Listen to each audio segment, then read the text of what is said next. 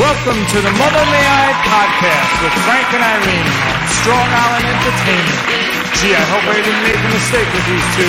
They promised me they'd bring in some really good guests. Well, anyway, here's Frank and Irene. Well, hello. Hi. Hi to Mother May I podcast with Mr. Frank Conniff, Irene Bremison. What you heard up top was my badass bitch of a friend, Gabby Glazer, the niece of the late Milton Glazer, and that was her band, Gimme Splash. You might remember her as the guitarist from Luscious Jackson. Mr. Conniff, you look handsome as ever. What's going on? Well, not much. Just living my best pandemic life. Bringing forth your best pandemic version. Frank, you had a show. Did you have your show this past week? Yeah, this past week, Trace and I did our live riff of Phantom from Space.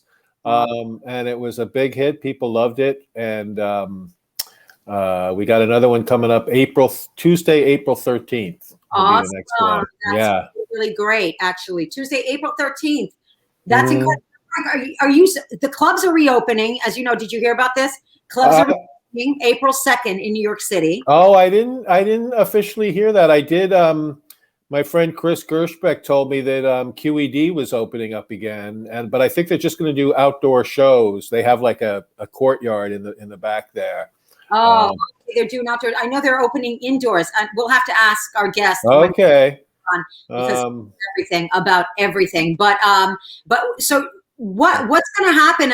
Are you going to continue doing these shows once the world reopens fully, or what are you going to do? Are you going to do like a little bit of the Zoom stuff and then? No, well, my guess is we're going to keep doing the Zoom stuff shows, and then if we get booked for live things again, if it's safe again, then we'll go out and do live shows, and we'll keep doing the virtual shows. That's right, because they're very and the good thing about the virtual shows is people who can't come to our live shows because we don't come to their town we don't get booked near where there's a lot of parts of the country where we've never performed, so they get to see us, so that's cool. That's really cool. And they can just sit in their bed while listening, laughing along. Let's face it, it's very convenient for everybody. And I asked you, is that hurting you financially? And I love your response every time. Are you making money from these Zoom shows, Frank? Well, it would be inaccurate to say we make more money from the Zoom shows than from our live shows, because the accurate thing is we make a lot more money from our Zoom shows than our live shows. You didn't F-bomb it this time, Frank. You know I like F-bomb shit. So I got a little caught up in time. I started watching that Mia Farrow versus we gotta talk about that. Let's have when John comes on, let's have him talk about it too. I want you to introduce him. Let's bring him on. He has a kid. He actually has actual life. He got the kid. He's on time. This guy is a stellar example of how anybody should be acting the business. Frank, go ahead and bring on our next guest. This next guy, you might know him when I was his wacky sidekick on his Sirius XM show, Tell Me Everything, with John Fugelsang, which is still on. It's on at, I believe, 9 till midnight now on Sirius XM on the Progress Channel. We used to be on the Orphan Channel or whatever it was on the channel Sirius didn't give a shit about. We were on that channel.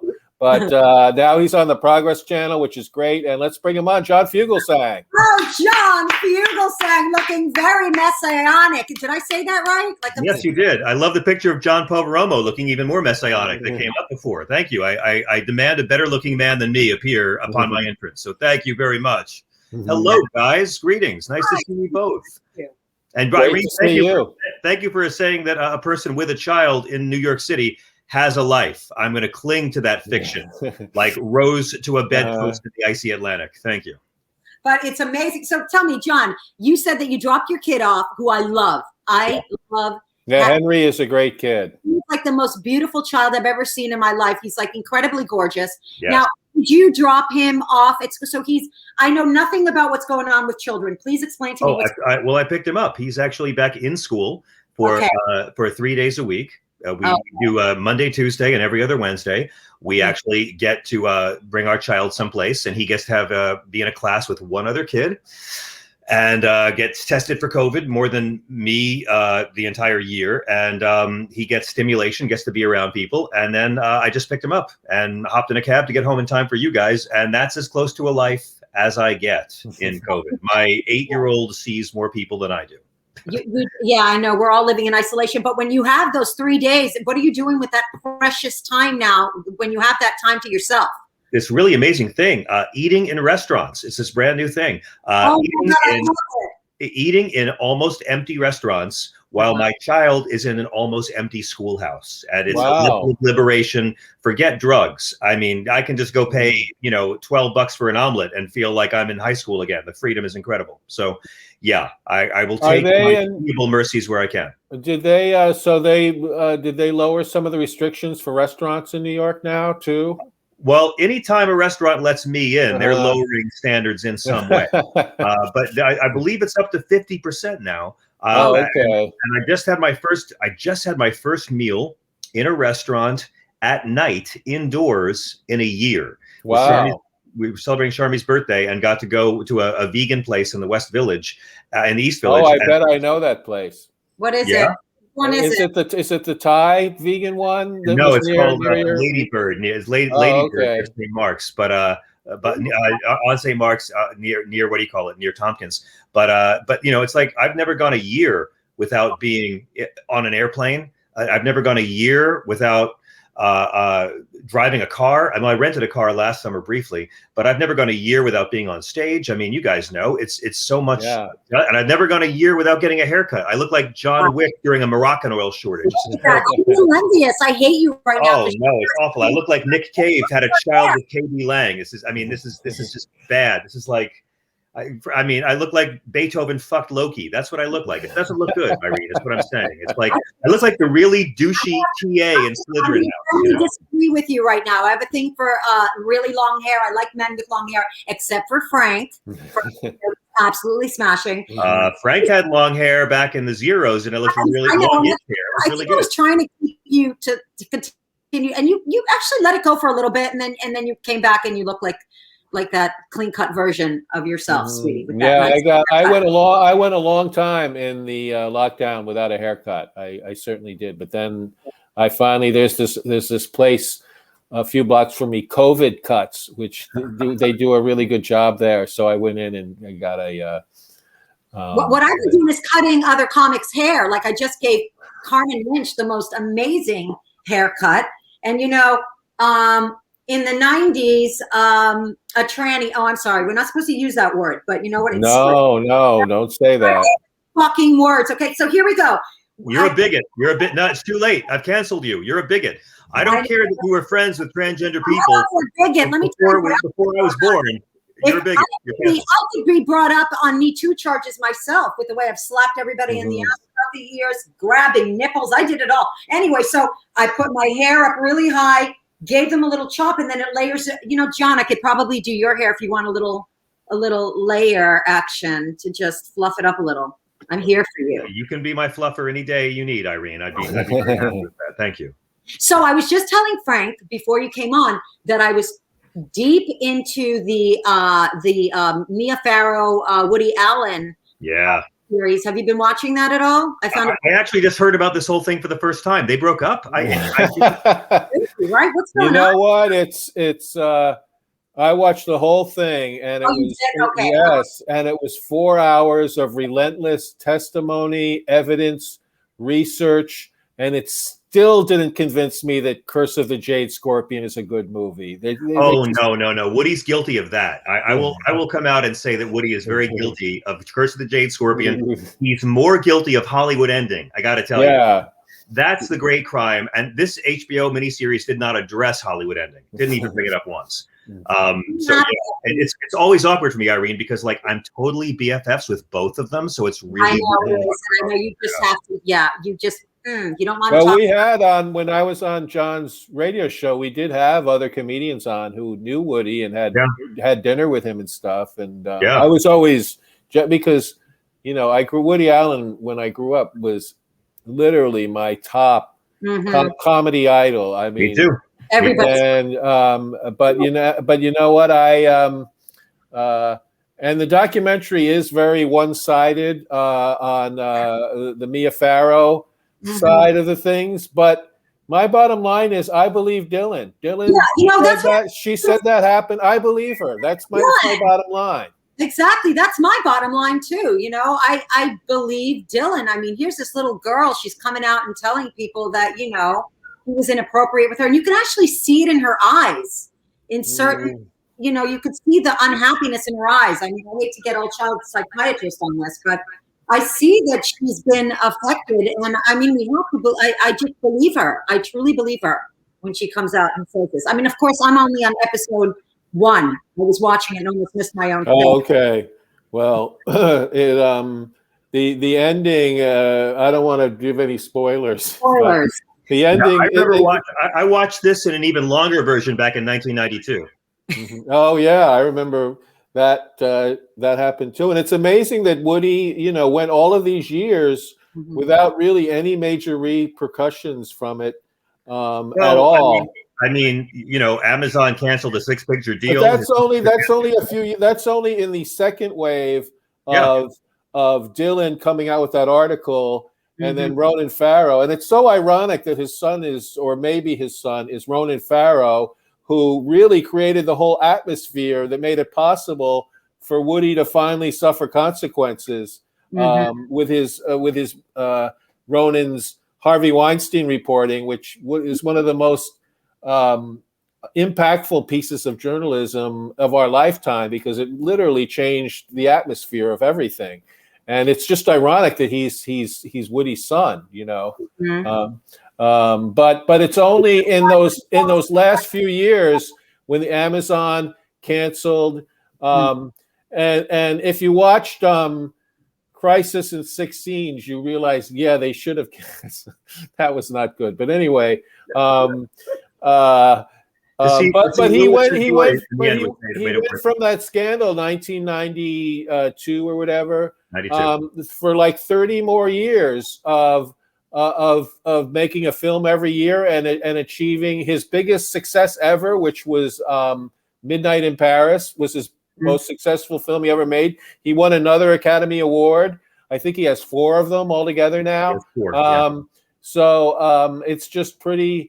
I mean, now that he's 85 years old, and you know, but the thing is if this wasn't happening to Woody, he would probably, and maybe he still will probably be able to still make movies, because he gets financing in Europe now.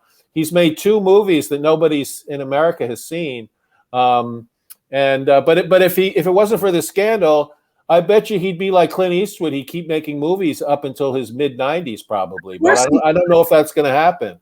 Of course he would. What? His career's over? He's like 80-something, like you said. I thought it was really funny, too, when he told Mia Farrow in the documentary that if she wanted to have children with him, that she had to be financially responsible, that he just didn't want to, you know, he wasn't going to pay for the children. I'm like, what a cheap asshole. I mean, well, it's also weird with of Mia, who says in the documentary, you know, I said to him, I want to have a child with you. He said, okay, fine. I just don't want to have anything to do with it. And she's like, oh, okay. Nothing to do with it.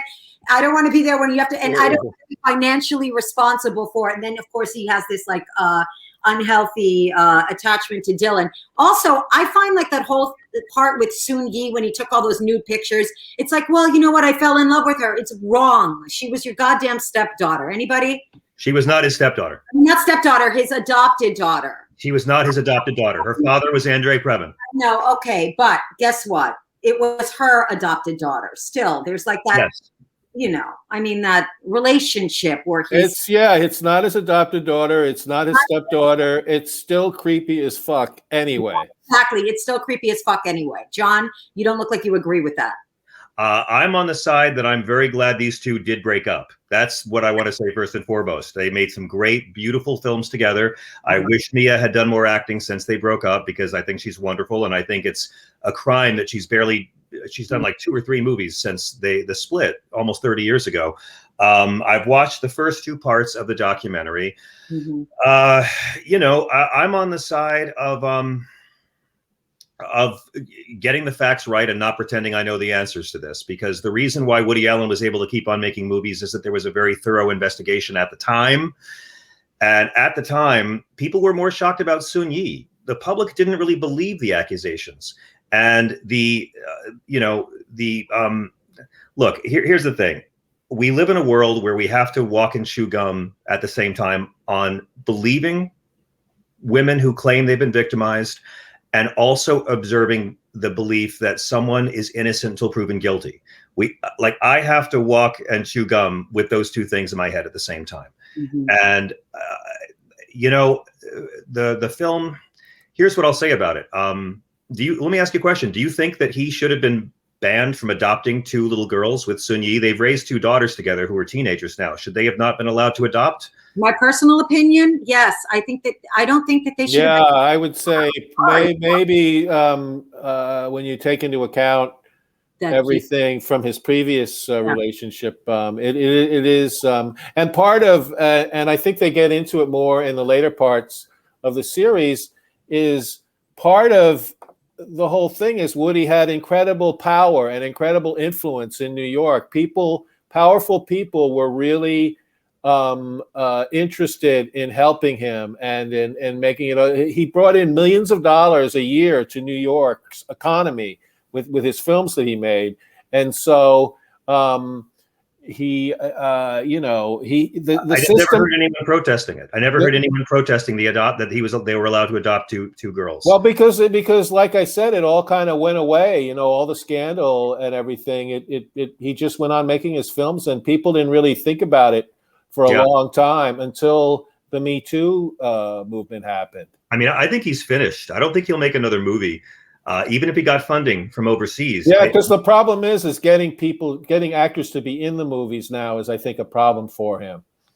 There could be another investigation, but I kind of feel like everyone should watch this film, but everyone should also read what Moses Farrow has said.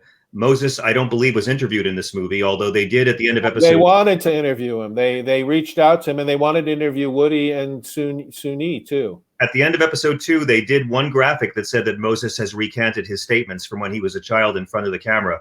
I think everybody who sees this should read what Moses has written, and everyone who reads what Moses has written should see this. And read what Dylan has written. Absolutely. Dylan has written as well, And everyone should read what Woody Allen wrote in his New York Times op-ed responding to it. I think, I don't blame Woody Allen and Sun-Yi for not cooperating with these particular documentarians. And I don't think they're going to do their own documentary telling their side of the story. I will say that he's definitely guilty of being a really bad boyfriend. I can't imagine a worse boyfriend than Woody Allen. But as far as the rest of it, But part of what Moses wrote, and I've read what Dylan wrote, and I don't pretend to have the answers to this. Well, I'm going to read what Moses wrote, but Dylan is the one that was abused, and I believe her. I just really do believe. Like I said, I think we have to acknowledge innocent until proven guilty. Right. We have to believe women, and we have to believe we have to live those 2 things at the same time. Right, John. I'm not disagreeing with you. I'm 100% on. We must investigate. We can't blindly start prosecuting people and have the media sort of be the nay or yay sayers of what's going on with somebody, like even with Cuomo right now. But the media, though, don't forget, the media are the ones who gave Woody the free pass for all these years. The media are the ones who built him up as a cultural hero because he was great, because his movies were really good. But, when he made Manhattan, which very much is about this romantic, ethical, soulful 42-year-old man and his relationship with a 17-year-old girl, nobody batted, except with a few exceptions. Critics on the whole didn't bat an eye and talked about what a work of genius it was, and Roman Polanski, and Roman Polanski is another example. Roman Polanski, also a great filmmaker, But it was knowledge. It was never disputed ever that he raped a 12-year-old woman in the hot tub. That was never in dispute. Yep. And yet he got to keep on going for a long time. And the thing is what's good is that atmosphere has changed now, and that's a good thing. That you it's amazing to be alive at this time when men realize they can be replaced. It has never been harder for a man to interfere with a woman or a child than it is right now. You know, my grandma, she had to run away when she was a kid. There was nowhere to go. You don't go to the 1920s. And I think one of the big unsung heroes here are all the men who were altar boys, who overcame the stigma placed on men and talked about their experience, in addition to all the girls who've been abused and all the women who've been abused in workplaces and abused in relationships, who have helped move us from a culture of being victims to a culture of being survivors. Right. And the fact that, like, you know, Andrew Cuomo might have sat there in the Bill Clinton administration and marveled at what a rock Bill Clinton was. And Andrew Cuomo probably figured he can stoically wait it out. And I think there's 50-50 chance Andrew Cuomo doesn't resign and finishes out his term. He might even be reelected. No, I don't know about that. The way the Democratic Party is set up in New York. No. And here's why. Here's the difference. The reason that everyone defended Bill Clinton was that even though they knew what he had done with an of-age intern was incredibly shitty and regressive and pathetic, they knew that the people trying to take him down were worse than him.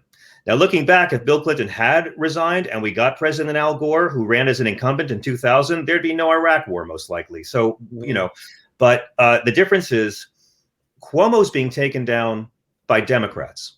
Everyone who's taking down Andrew Cuomo is from his own party and is someone who has been allied or worked with him or for him in the past. So when I hear our Republican friends climbing on the Cuomo bandwagon, I'm like, you know what, y'all, you can sit what we call the fuck down, because look at John Edwards, look at Al Franken, and then look at Donald Trump.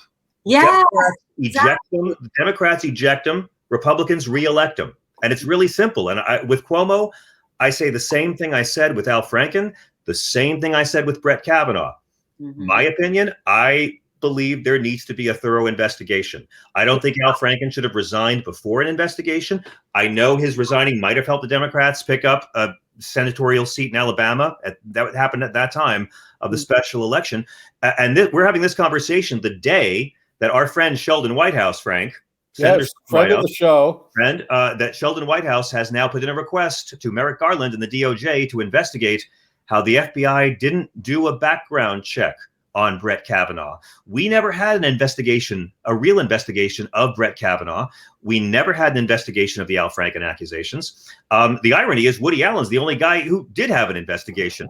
So, like, and I don't think his appointment is going to go through either, though. You know what? I think Woody Allen's probably not going to get that Secretary of Children's Rights job he wanted. But I do think that all the Democrats calling for Cuomo to resign, I gotta try and be impartial on this one too, and say, as creepy as it is to see him holding that woman's face in his hands at that wedding, oh my God! Like, there's a generation of older Catholic guys who are huggy and very physical, and Joe Biden's one of them. My dad was one of them. My dad hugged women. My dad hugged men. I get it, but Joe Biden's a guy who learned, oh, that huggy thing doesn't work anymore. Andrew Cuomo hasn't had to learn it, and like, you know, when you're a kid and the kid is a bully to you in school, so you go pay another bully to protect you and take on your bully.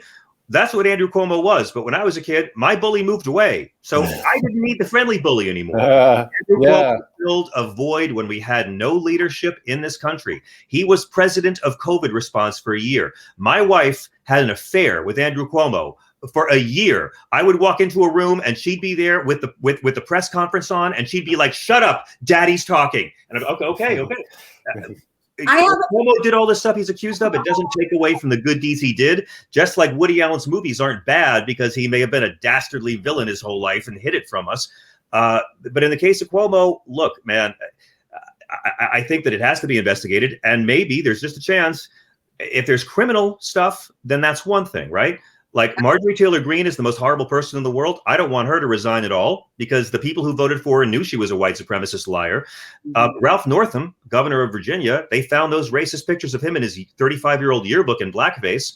And he did something interesting. He didn't resign, and he instead bent over backwards to try to win back the love of his voters, passed incredible gun rights laws, gun safety laws in Virginia, and the majority of African Americans still support him. In the most recent poll that came out yesterday, the majority of New Yorkers don't want Cuomo to resign over this, which I found fascinating. Now it's the majority. I think we need to do a thorough investigation too, John. I couldn't agree with you more, honestly. And with Al Franken, same thing. That's why Al Franken keeps popping up during this whole Cuomo thing. And I do think that he did a great job, minus the nursing home.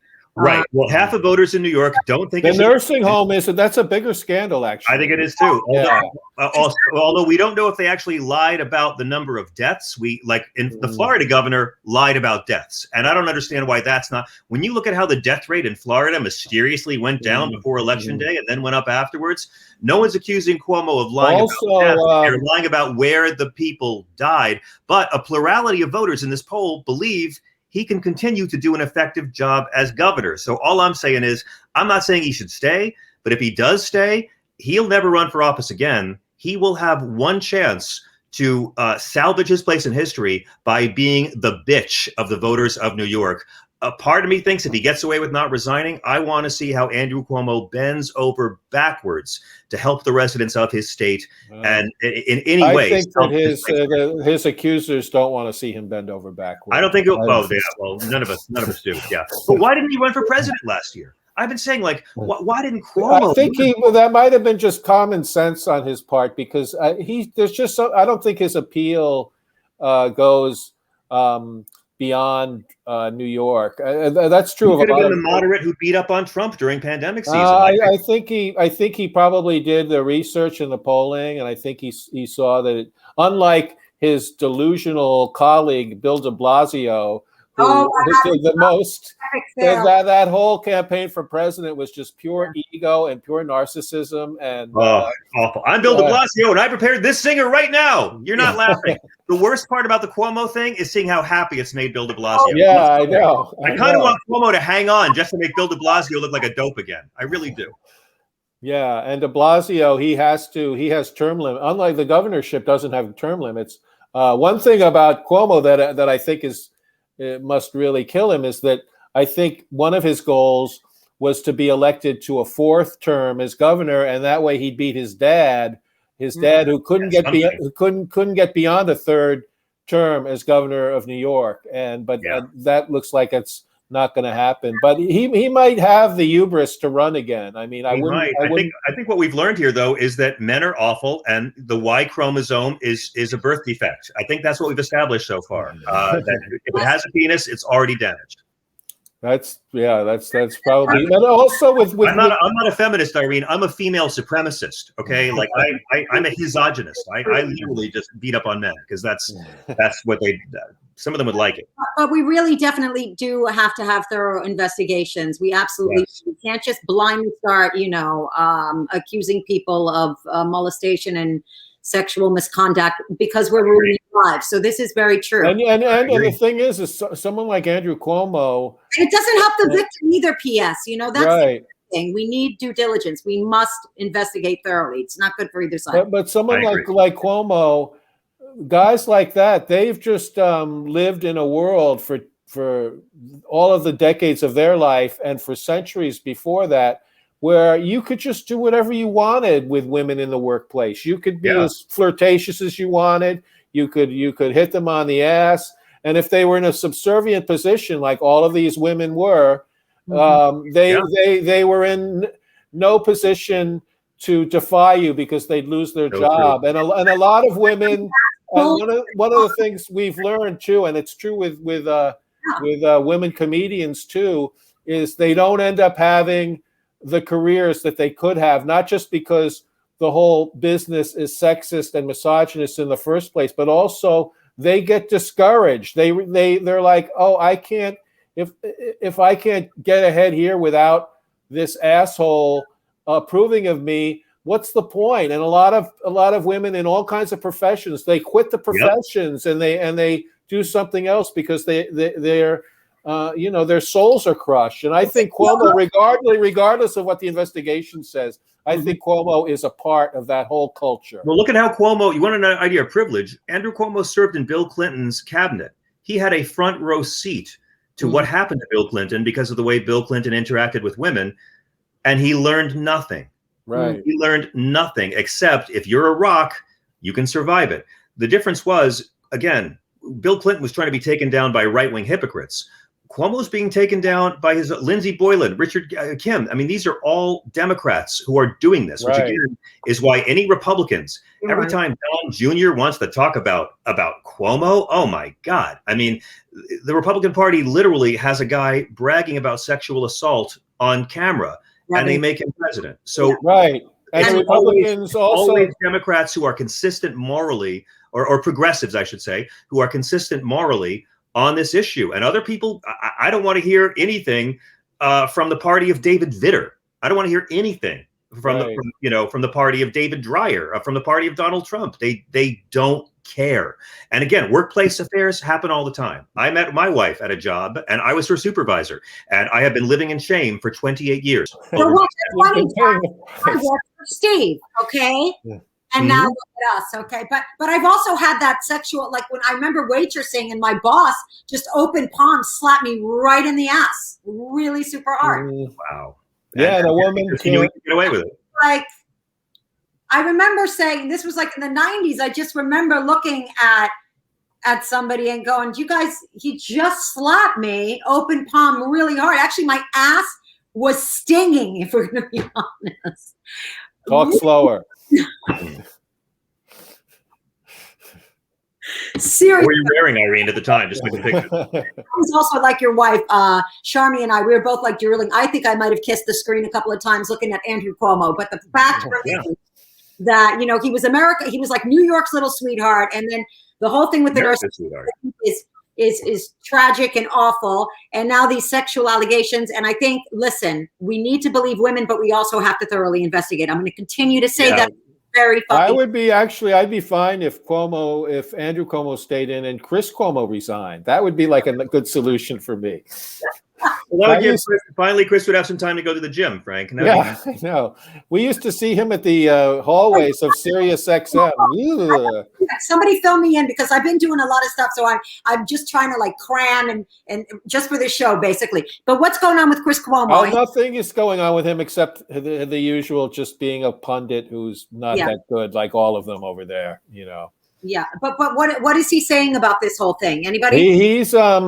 He did a thing where he said, I'm not going to cover it, or I'm not going to do any stories about it. But he has a history, though, of covering his brother and having his brother on. When things are going well for his brother, he has his brother on. The conflict of interest wasn't a problem when it was kissy face time. Yeah.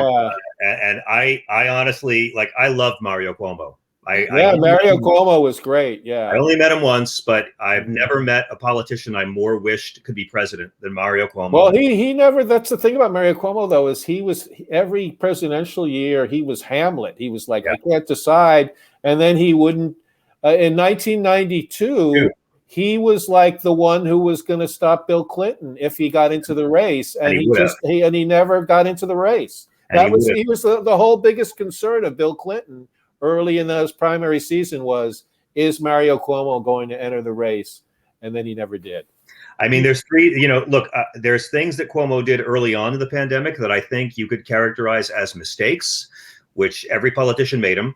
But if this whole thing of counting the nursing home deaths that died in hospitals, not nursing homes, as hospital deaths to keep the nursing home numbers low, well, that's defrauding the people, and that's serious. And of course, the accusations about women, everyone has a different opinion about how someone's personal behavior goes, but when you do it to people in the governor's mansion, in the workplace, and again, it's he said, she said, and that press conference he just gave left me convinced that this guy doesn't care that he has no allies. He is not going to resign. And it's interesting, the last time a governor resigned was Spitzer. Spitzer didn't have a leg to stand on, because they had the receipts. He had literally, brought escorts across state lines. Right, which is, and also the most egregious thing about Elliot Spitzer, who is John and I were buddies with him. We worked with him at Current TV. He was a nice guy there, But his whole one really egregious thing about him too is he, as an attorney general, he prosecuted people for doing what he did. That was the worst part of it, I thought. Exactly. And this is what we do with our Republican friends time and time again, and our Democratic friends. It's never the sin, it's always the hypocrisy. And that's what I learned from Jesus, by the way. Jesus doesn't have a problem with sinners. That's who he hangs with. It's the hypocrites who pretend they're better than other people, like me and Frank. But in this case, Matt, I think that considering the polls are arguably in Cuomo's favor in spite of everything that's come out, when Spitzer resigned, we got our first black governor, and if Cuomo resigns, we will get our first woman governor in New York State's history. I do think that there's a very good chance that Cuomo rides this out. We'll see if they can impeach him. We'll see how hard they want to impeach him. But if he's this popular with the voters, I think that might slow the legislature down. And I think that you should look for Andrew Cuomo beginning to talk a lot about how now it's time to legalize weed. Mark my words. Andrew Cuomo will come out so hard because he's trying to salvage himself so hard that he's going to become a magical progressive overnight with lots of goodies for the Andrew Cuomo's whole argument. His whole argument is going to be if chicks smoke weed, they'll be way more chill, and I won't have to deal with this shit. And they won't complain as much. Yes. What happened with Biden too? Those allegations that came out with Biden. When we think the main woman though turned out to not be credible. Sarah Reed. But it takes a long time. It takes a lot longer to disprove a lie than to spread a lie, and to go through everything Tara Reid ever said and realize the inconsistencies and the problems in logic and the problems in the story. By no means exonerates Biden completely. There was not a thorough investigation, but that's because I think a lot of people, when they read all the evidence, realized it wasn't enough to take down his candidacy. And let's be honest, even if it had been more credible, I don't know if this society would have measured that and said it's worth a second term of Trump. Right. We'll take a groper over a racist in America. Yes. And by the way, if groping is now cause for impeachment, holy crap that Arnold Schwarzenegger became governor after Gray Davis was recalled. Yeah, we need the Nuremberg trials for him. My God, if you've seen any of Schwarzenegger's recent films, though, maybe it'd be better if he was still governor. Overall, though, I think it's all positive. This is all a sign that we're getting better as a culture. That it's getting harder for men to exploit women and children and get away with it. What I liked about Biden in the campaign was, and I don't think the campaign stressed this, Biden and Trump presented a real interesting choice. Everyone said, "Oh, two old white guys." Yeah. But what kind of old white guys? You've got the old white guy who's learned nothing, who's still racist, still white supremacist, anti-trans, hasn't grown at all. Not even a little. Then you've got the old white guy who's got a pile of sins, racist and against women and huggy and physical, and being too conservative and being too draconian. Anita Hill. Well, but he voted against Clarence Thomas, and Biden. I'll defend him on that because he's the reason Anita Hill is a household name. And if he hadn't called her before there, look, it didn't make a difference in the end. But Biden voted against Clarence Thomas. But Biden, to me, represented an old white guy who's learned the way gone against the Iraq War, the way he flipped on the Hyde Amendment. Biden represents that old white people can pay attention to civil rights and gay rights and women's rights and evolve. Trump is there for all the white people who are proud that they never grew at all. And as a big fan of evolution, I got no problem with a candidate who's an old white guy who's on the side of becoming more decent. And Biden as a president is way more progressive than anybody predicted he would be. Our friend of the show, Charles Pierce from Esquire, on Twitter the other day said, I've never been as wrong about a politician as I've been about Joe Biden. And I agree with that. And he was not my first, second, or third choice in the primary. Last year, when the pandemic started, I had a joke that because remember everybody was saying, "Don't touch your face, don't touch your face," and I said, "Well, if I can't touch my face, how am I going to hold my nose when I vote for Joe Biden?" But that's that joke has not stood the test of time because he shows that men can change. There's an article today, and Elizabeth Warren was my candidate. There was an article in the Times today about how he has so many Elizabeth Warren people working for him now. Yes, he does. And he's taken in a lot of the progressive agenda, and the people who really should feel good about that too is progressive people, because the people who have advocated for progressive causes, they're the ones who change the political climate in the country. Yes, yes, and yes. Joe Biden is a politician, has always been a politician who looks at the way the wind's blowing, and that's the way he goes. And the people are the ones who made it a progressive wind in this country. If you had told me that Joe Biden would nominate Deb Haaland, that we'd have a First Nations Secretary of the Interior, and you see how much that infuriated these senators like Cassidy and Lankford, who've taken millions from the fossil fuel industry. I mean, it's stunning. If you had told me that Joe Biden would be responsible for this bill that may likely cut child poverty in half. I mean, the subsidies alone is the most incredible part of this bill. I never would have thought that moderate Joe Biden, who never set anybody on fire. Right. And also what I love too, that unflappable. I mean, he stands his ground. That's another thing that I was really, he's tough and he's open and he's willing to work more progressively. Yeah, he listens. Well, he can stand his ground because his dog will fucking bite you if you come too close.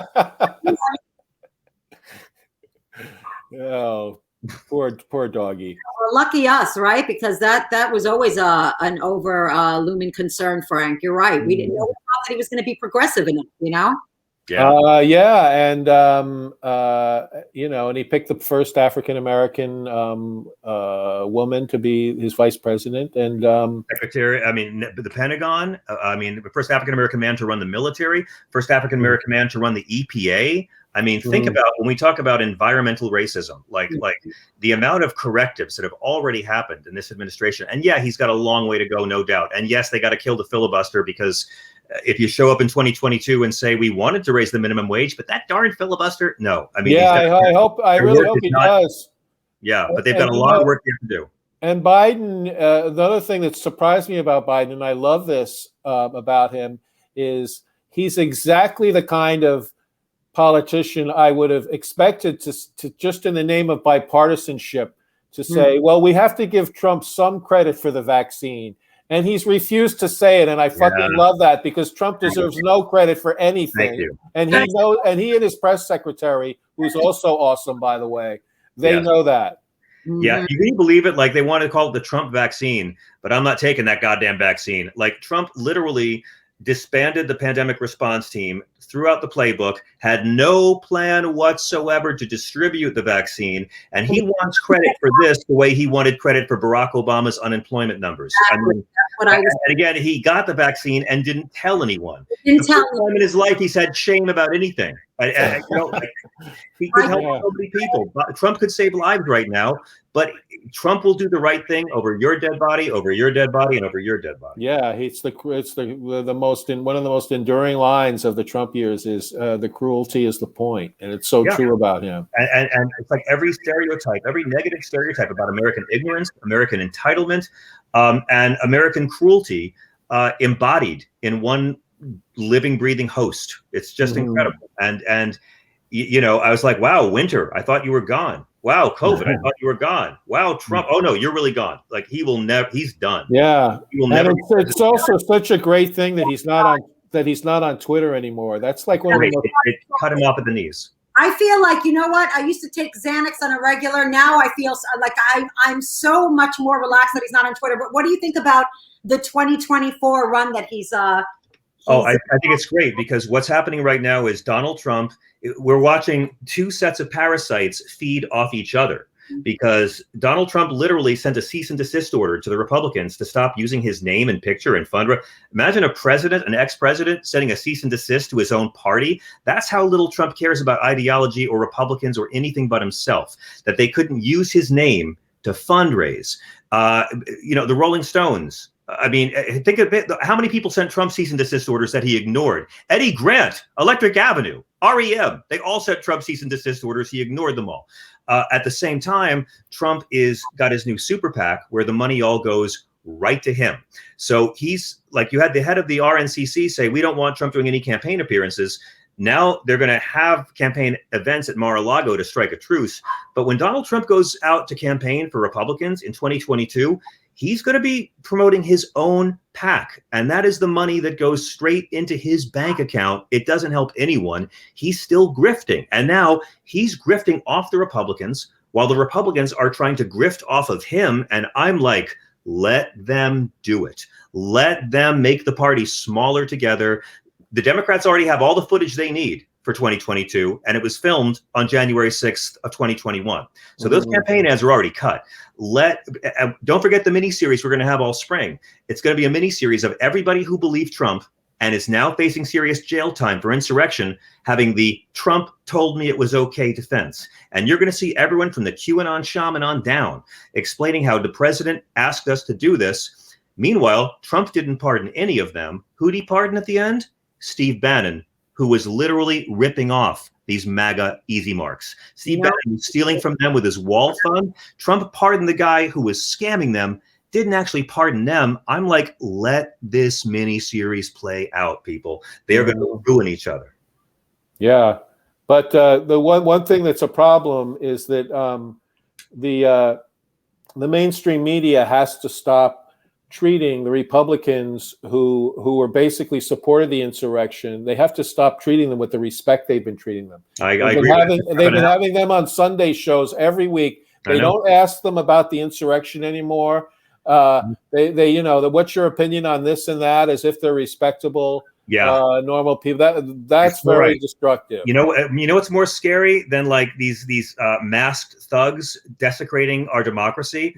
The respectable thugs in bad suits desecrating our democracy a few hours later. We can never forget that these Republicans that night still voted to throw out mostly black votes in urban counties in Pennsylvania and Arizona. The whole thing was about racism. The whole thing was about white supremacy, right from a Confederate flag waving to the votes they were specifically trying to throw out with no evidence whatsoever. And you're so right, Frank. The media does not ask Republicans, have you found the evidence yet of illegal voting? But, to me, Frank, they let everybody off the hook for birtherism. I mean, absolutely. Donald Trump should have been asked, where was Barack Obama born? Why didn't Donald Trump's racist lies bother you? The media has to let them all off because, as we've discussed many times, the media's bias is to ratings. Right. And here's the thing, too. Like the mainstream media right now, they're complaining that Biden won't do a press conference. That's their big thing. And yet CNN, which aired every Trump press conference every day, including all of the COVID disinformation festivals that happened. The press briefings. The press briefings. Yes, the press briefings. Now they're not airing Biden's press conferences now. Yeah. They're not airing them. So they have no right to say, "Oh, but why won't Biden talk to us?" Because we just want the public to know it's bullshit. Because you can't hate watch Jen Psaki. You can't. You can't. You can hate watch, Sarah Huckabee. You can watch Haley, hate watch Sean Spicer. Donald Trump is president because of hate watching. He doesn't even realize big ratings don't mean they love you. That's True Detective season 2, baby. That's what you are. We already know that. That's, we love hate watching as a society. That's what we do. That's how I know everything about Sex and the City. And by the way, wouldn't we all be better off if Andrew Cuomo was on Sex and the City and Cynthia Nixon was governor of New York? I think. Boy, you just read me mime around. And by the way, New Yorkers, by not supporting Cynthia Nixon, who I think was on the show, but I wasn't there. She was on the show. By not supporting Cynthia Nixon, you helped make a Sex and the City reboot happen. So good work, New Yorkers. But you know what? That's Kim Cattrall for being a conscientious objector. Yes. Kim Cattrall killed Sex and the City 3. She's the reason that film didn't happen. Right. He was like Clint Eastwood jumping in front of Malkovich's bullet to save the president and In the Line of Fire. And the bullet was Sex and the City 3. So much respect to her for her service. Yes, absolutely. We love Kim. By the way, I would watch the Sex and the City reboot if they kept the character of Samantha, but instead of Kim Cattrall, they just recast it with Tyler Perry as Medea, and don't even mention it. And then I'd watch every episode. That's the only way. I love Kim Cattrall. Wait, Frank, she was my favorite character. She did one of your shows once, right? She did. Kim Cattrall was in a movie that we riffed on Mystery Science Theater called City Limits. And on the episode, Crow T. Robot wrote a love song to Kim Cattrall. Kim Cattrall saw that, she sent flowers to Crow T Robot, not to Trace Beaulieu, who voiced the.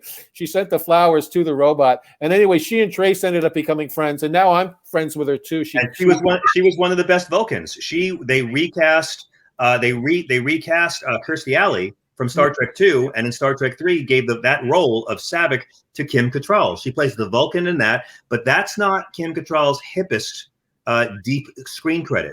This is for Frank. I think the deepest cut of Kim Cattrall you can see, watch her opposite Jack Lemmon and Walter Matthau in Neil Simon's The Odd Couple Part 2. Oh my God, do I have to? The young ladies they meet in the bar. And oh, wow. Oh, that lady paid her dues, man.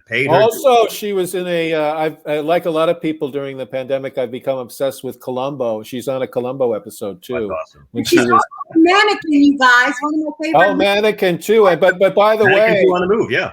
The movie that we riffed on Mystery Science Theater, City Limits, also had James Earl Jones in it, and the riff that Kim Cattrall quotes from it that she loved when she watched it was, "This is the low point of James Earl Jones's career and the high point of Kim Cattrall's career." She tells you something about Kim Cattrall that she thought that was a really funny line. Nice. Yeah, so I don't know why what's her name has a problem with her, because after she did your show, Frank, I remember this whole scandalous thing about her and who was the star of Sex and the City? Sarah Jessica Parker. She hates her with. Yeah. There's something went on there. I mean, because Sarah Jessica Parker actually wrote when Kim's brother died. Jessica Parker wrote a tweet sending her condolences, and Kim wrote back saying like "fuck off." Yeah. Frank, that is such a Samantha thing of you to bring up. Little gossip. Why not? By the way, I want to tell all your viewers, I tweeted out a photo of you guys that I shot at the Beacon Bar where you look like Bond villains to promote my appearance here. And it's the grooviest picture ever taken. The two of you look like the Bond villain and his foxy mole in the end, explaining their evil plot to Bond. Is this the one with Jennifer Haggerty? She was there, yeah. I think she was there that night, yeah. But this was at the Beacon Bar, and it's a great picture of both of you. Oh, I remember that night. That was... He's 50 pounds heavier. Who is this guy? Oh yeah, I know, right? Frank looks great. You look amazing, Frank. No matter what, look at you. Okay. Well, John, you had so many health experts when I was on your show that I took their advice and had a heart condition, and thus I was able to not have an appetite for 8 months and thus lose a lot of weight. The perfect health plan. What is your diet like now, Frank? How much has it changed? It's changed a lot. For one thing, I've cut sugar is like a once a week treat for me now. I've cut it all out. Like Irene with the meth. I meth quite infrequently now, because I care about my teeth, John. I know. You look much more lifelike. I love it. Yeah. You look like your own before picture again, Irene. That's right. I need to. But John, I hear that you keep giving him steaks, or you keep giving him steaks. Oh, he did give me steaks, but I ate them very, steaks and seafood. I had sponsors. I live with 2 vegetarians, and these sponsors sent me I swear it was like half of Wisconsin in a freezer case, and I was like, Frank, yeah, I know you need protein still. So I had like 4. There were 4 very small steaks. And over the course of a couple months, I had them, and they were great. And also the hamburgers, those were the tastiest hamburgers I've ever eaten. They were so good. My sponsors, Irene, and I couldn't eat their product in my house because I live with vegetarians. So Frank. So yeah. What are you doing? Are you still doing that crazy keto? No. I think diets are kind of like religions. Soak up all the wisdom you can from them, and then move on. Don't stay too long in any one ideology. Like my wife got me into keto a couple of years ago, and then she got out of it right away. But she just did a 30-day juice cleanse where she literally had nothing but vegetable juice all day, every day for over a month. Like I was cooking for me and the kid. I didn't cook a meal for the two of us at all. And she lost over 20 pounds and is so happy and feels so great. And she inspired me to work on it. We both now lost all the weight we gained during lockdown. Great. That's what worked for her. You know what I mean? Like keto worked for me, but then after a while, it's like, all right, I'm going to cut back on the bread, cut down on the sugar. I've learned that. I'm going to just move on. But John, did you do the juice cleanse too? No, but she got me to start drinking more vegetable juice, which I never thought I could do. But if you make it taste enough like lemonade and you have a straw, you can achieve great things. Exactly. I'm making Frank's face. Listen, you have to eat. That's actually starvation in a way. I'm sorry, for a month. She's going to lose weight because she's not really eating. So you have to. No, like I'm telling you, Irene, it was all vegetable. She got all her nutrients, all her protein, and her skin was glowing. Her hair, I mean, she looked so healthy. She's a troll since it ended. She's just completely, it looks like a Tolkien character now, but for a while it was so is this something that she's going to continue, that she's sort of No, she's eating food again. Yeah, she's eating food. Oh, okay. So it was just like she's doing some 30-day juice cleanse. Yeah. And I made so many jokes about it, but I mean, she's lost over 20 pounds and she looks great and she's happy. It's hard to mock at this point. Right. Well, you know, she looks great and she's healthy, but she spent a month drinking fucking juice. I mean, come on. Yeah, but man, like I tell you, it worked. You put some ginger in there and it's like a buzz and she was happy. I'm going on my 30-day cotton candy cleanse just to flush out. That's the Chris Christie cleanse. Well, Chris Christie freebases it actually. I want to be specific about that. So boy, how many people have we alienated in this interview? How many celebrities will never talk to us again? There goes my jobs with Woody and Andrew Cuomo. Yeah, really. It's funny because one thing that's lucky for me in my career is that I've so avoided the big time my whole career that people like Harvey Weinstein and Woody Allen, I've never been on my radar. They never wanted to work with me, so I don't have to deal with that. Congratulations. Yes. Congratulations, Frank. Yeah, my whole plan actually for my career is to do nothing and wait for everyone more successful than me to be disgraced for their sins, and then just rise up that way. So, you know, I'm waiting. You know what? Speaking of your career, John, I don't know if you saw, but on Twitter, I pitched you as the new Jeopardy host. I think you'd be perfect as the new Jeopardy host. Yeah, I would have. That would have worked out nicely for me. But I do think that you know, when you've been political in your career, there's a certain kind of job that won't come knocking anymore, and that was a choice I had to because even that Ken Jennings guy got in trouble, right, for some of his tweets. Yep, and having opinions when you're trying to sell something that, you know, pretends we live in a moral vacuum. Nothing against Jeopardy, but I kind of feel like, you know, you should cast the best host for the show, and their personal lives. I mean, if they're not damaging the product, then great. But, you know, I'd go work for Jeopardy and then I'd do some kind of pro-labor tweet and I'd lose the job right away. That's how it works. When you're working in the commercial marketplace, you've got to be prepared. And that's why all this cancel culture talk is bullshit. Like, you know, what did Dr. Seuss do? They didn't ban anything. They're not going to sell 6 books that most people have never read because the heirs of Dr. Seuss are bothered by the racism. Everyone who was reading Green Eggs and Ham, they weren't actually showing the part about slant-eyed men and the illustrations that went with that. You know, this is an example of they actually hate capitalism. Private company decides we're not going to put this product out because it is damaging to the society. And Dr. Seuss was very progressive, but like all of us, he had a lot to learn and had a long way to go too. When we're old, our grandkids will tell us all these things that make us look like monsters we're not even aware of right now. They took the books back because they want to be better, and that's what Dr. Seuss is about. The Muppets, they put a disclaimer before an episode where Johnny Cash sings in front of a slavery flag. They didn't cancel anything. Mr. Potato Head, you can still buy a Mr. and a Mrs. Potato Head. They're just selling another one that you can decide which gender it is. And by the way, all these motherfuckers demanding a Mr. and Mrs. Potato Head, if you really mean it, then you should demand that Hasbro creates the appropriate genitals. You can stick right on there. I never heard that. Let's get serious if we're going to have gender.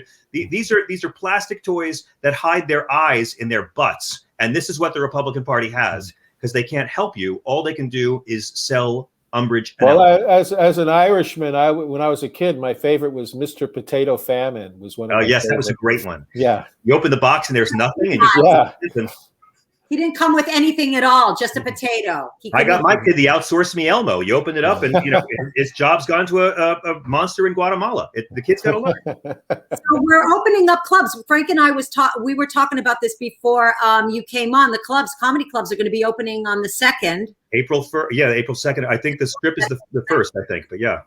33%, I think, the percentage for clubs. So how do you feel about that? You haven't. Can you imagine if we could get 33% of a club filled? I'd be thrilled. I'd write home. Just stole my joke. I was like, when did I ever get 33% of you? Sold out, sweetie. It's amazing because when we look back, like some clubs didn't make it. In fact, Dangerfields, the iconic, legendary Dangerfields, which was a lovely room to play in, that was the first one to fold. And then like a month later, the Creek and the Cave. And the worst part about that was when the Creek and the Cave shut its doors, all the news articles said this is the first New York City comedy club to close. And I'm like, oh my God, even in death, Rodney Dangerfield gets no respect. So I'm thrilled they're opening. I'm so glad that these clubs were able to hang on through this long, lean year. And, I look forward to getting back on stage and making people leave these clubs in droves. I'm going to, Sorry, go ahead, this pandemic has changed all of us. And I like to think I'm a deeper, more profound person. So I think my act, when I go back and do it, is going to definitely have more cum jokes. That's great, Frank. I'm so glad. That's nice to grow. It to old people in the homes that fucking Cuomo was trying to kill them. Frank and I will be doing nursing homes together. What do you say? I think we could do this, Frank. It's a good gig. Okay. Because it helps them because they walk out on the show and that's true. They feel out on the show, Frank. Yeah. I'll go join you guys just so I can look for pills in the seat cushions. I think we've got a tour happening right here on this show. By the way, John, you're still too young and healthy to get a shot yet, right? Funny you say that, Frank. I just found out that actually I'm proud to say I am deficient enough that I am now eligible. I didn't know that I had a condition, but I have a condition that a doctor told me I am eligible. So I'm going to start. Congrats. That's great. It's a great feeling. Yeah. That's how I got it, asthma. What a blessing. And then Frank got his. We're one vaccination in, me and Frank. That's great. I ask you, but Frank beat me to it. So are you making an appointment for your vaccine? Me? Yeah. Me? Yes, I am. Oh, good. Okay. Yeah. So listen, we've already bought plane tickets for travel. Like we're traveling in the spring. So yeah, I got to get shots. I know. And I was really upset though, because I wanted to go to Greece, and now this whole thing that's happening in Italy had me really, alarmed. I got really scared again. I'm not even going to watch it, but apparently they're going into lockdown again for the third. Yes, they are. Oh, it's terrible. And it's the variants as well that are happening.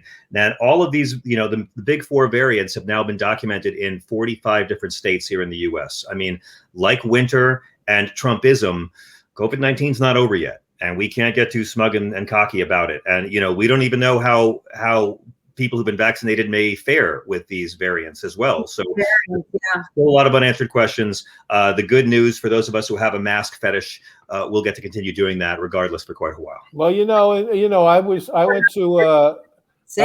I went to Tokyo once a few years ago, and you get on the subway and like half the people are wearing masks anyway, because in that culture, like if you have a cold, it's incredibly disrespectful of you to not wear a mask when you go outside. If you have any kind of thing that you can spread, and if you didn't, and people found out you had a cold and you didn't wear a mask, it would be the most shameful thing. So I have a feeling that in our society now, not that we're ever going to get respectful like people in Japan. Yeah, we recognize empathy as weakness, Frank. But I think you're going to see a lot of mask wearing for a long time after this, and that's not and it's great for me a bad thing. I think so too, because right at the beginning of the pandemic, I did this great. I invested all my savings and all my child's college fund into facial recognition software.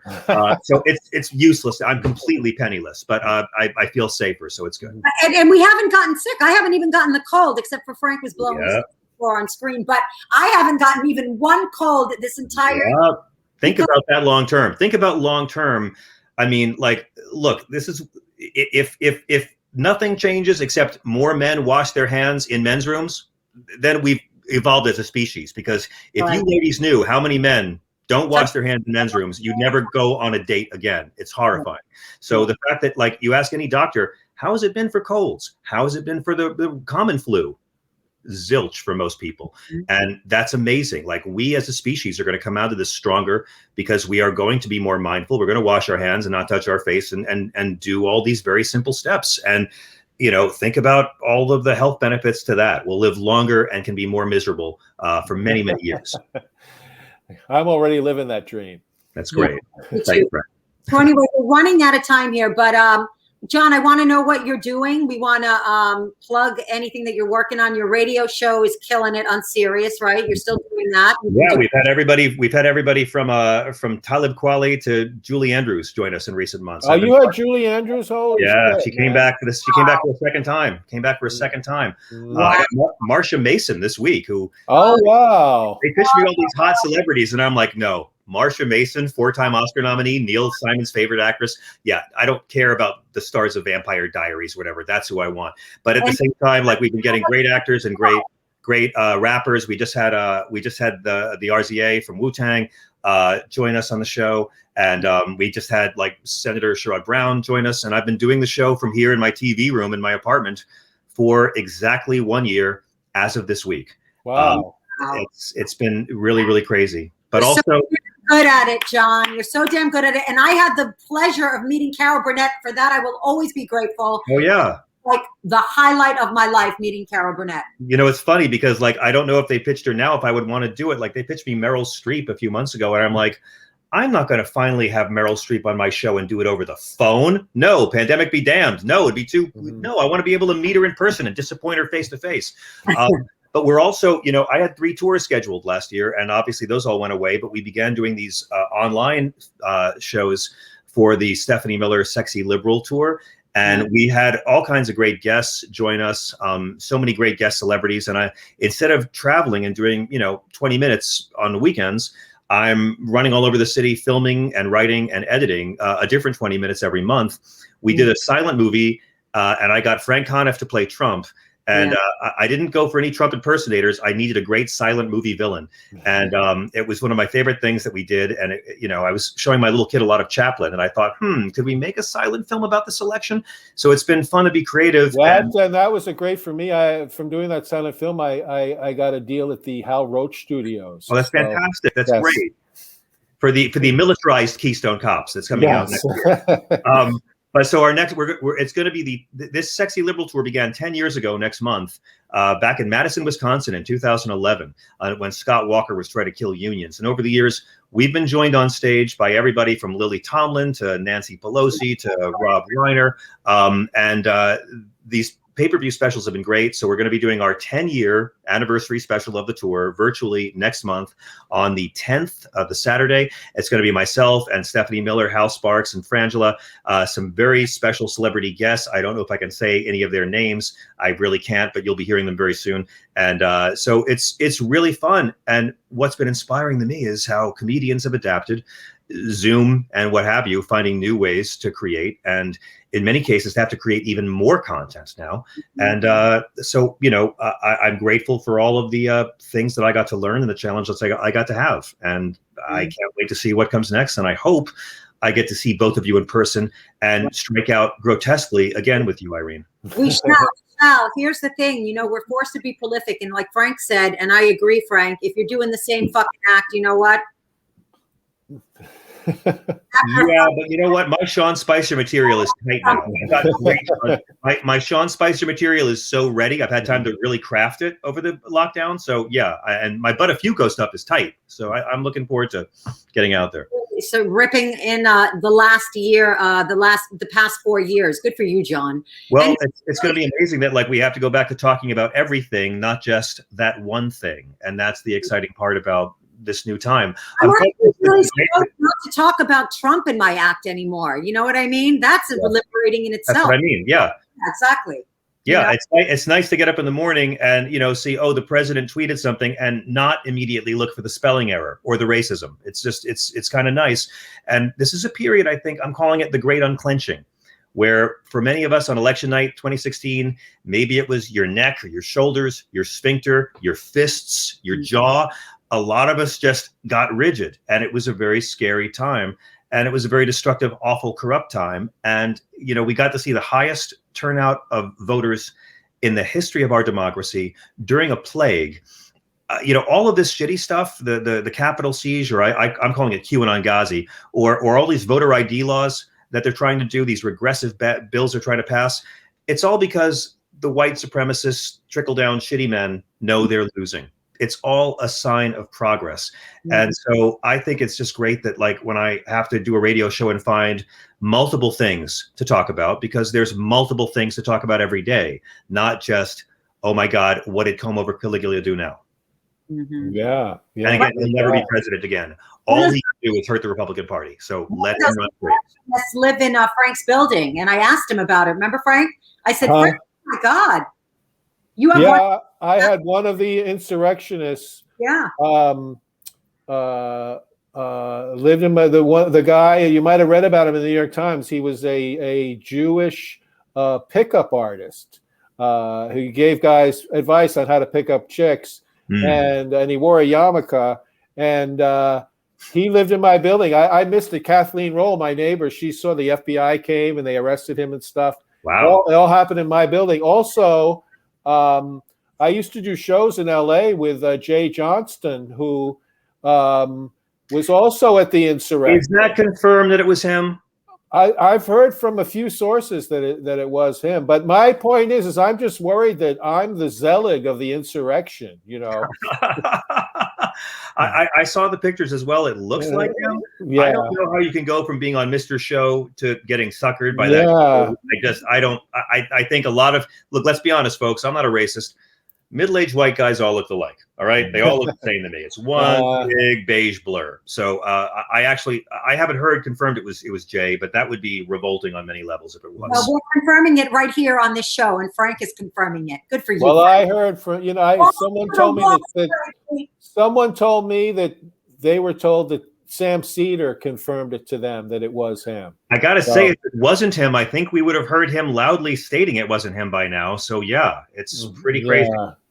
But hey, thank God all these criminals were also too stupid to wear masks. You know, thank God. It's just, this is the thing about American fascists. The dumb is always greater than the evil. You know what I mean? Like the stupid is stronger than the sinister. Their rap name is Dim Shady. You know, thank God that Bush and Cheney were more incompetent than effective at fascism.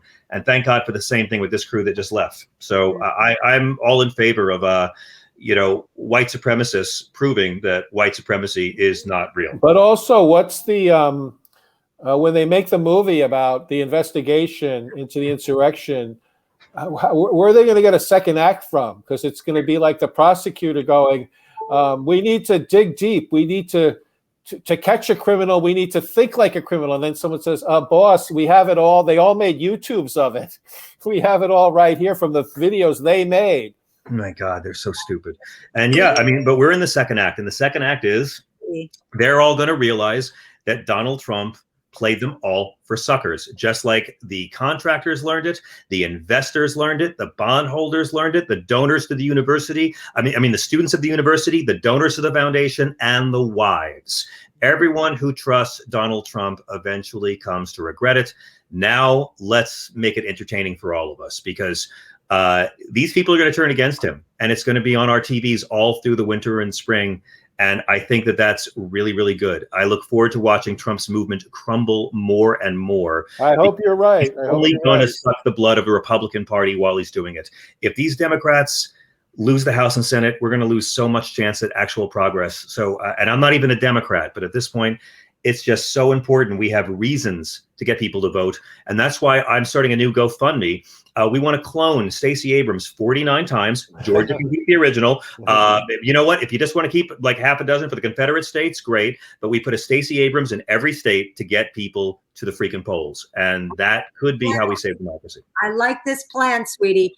All right. So let everybody know where they can find your show. You can go to SiriusXM and get the free 30-day trial and see what we do every night. You know, cable news is great, but we listen and let you guys talk. And we get a great mix of celebrities and authors and comedians. And I want to get both of you guys to come on next week or the week after, and let's talk the podcast some. And then go to sexyliberal.com to see me and Hal Sparks and Frangela and Stephanie Miller and some very, very awesome celebrity guests. Everyone is turning in a video for this thing. Martin Sheen and Lily Tomlin did our last online special. Thanks to this my one time in a Sexy Liberal show, I can honestly say I once opened for Joy Reid. Frank, you've got to do a video. I want you to do just a brief 15-second congratulations on the 10-year thing. Oh, sure. You're getting everyone who's ever joined us on stage at a show to do a video. And even you and Alan Grayson, Frank, even you and Alan Grayson. Alan Grayson killed, I heard. So. Oh, yes, he did. And Joyce already done her video as well. Joyce done a couple of these specials too. So yeah, but like you guys, I'm looking forward to being out on the road again. I'm looking forward to the time when people can be in a room and share experiences and laugh together. I think that's something that just I can't wait for it to come back. But in the meantime, it's nice that it won't be embarrassing to play to half-empty houses. Right. It'll go back to being embarrassing. Right. No, a half-empty house is going to be a sellout for the next year. We're okay. We're okay. Okay.